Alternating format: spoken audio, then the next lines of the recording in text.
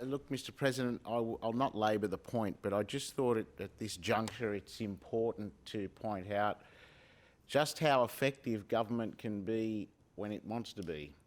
We've had a health crisis and an economic calamity coming from that health crisis. And on this side of the House, we're often criticised, Mr. President, for overestimating the ability of government to intervene to fix problems like economic fallouts. And the idea that we should artificially have a construct whereby during normal times, if the market fails, we're reluctant to intervene on the behalf of a minority of the population.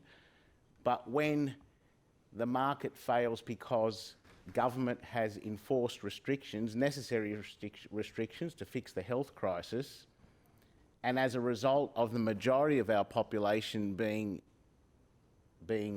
hurt and impacted, then it's somehow justified that government can go over and above to fix that calamity. And yet during a normal time, when we emerge from all this, the point is this, is that the market will continue to have defects and the minority of our population will continue to suffer. In fact, a considerable minority, given that unemployment's likely to stay stubbornly high.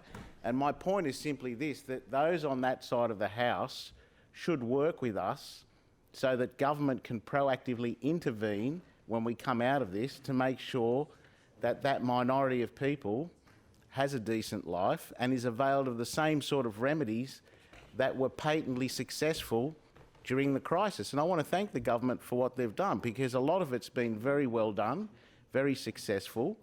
It's simply to point this out, and it's not to understate the effectiveness of the free market. I'm a believer in the free market, but I'm also a believer in the mixed economy.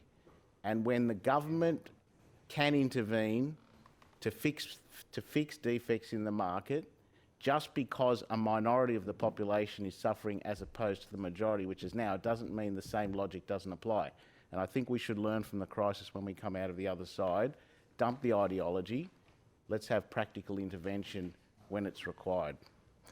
Thank you, Mr. President.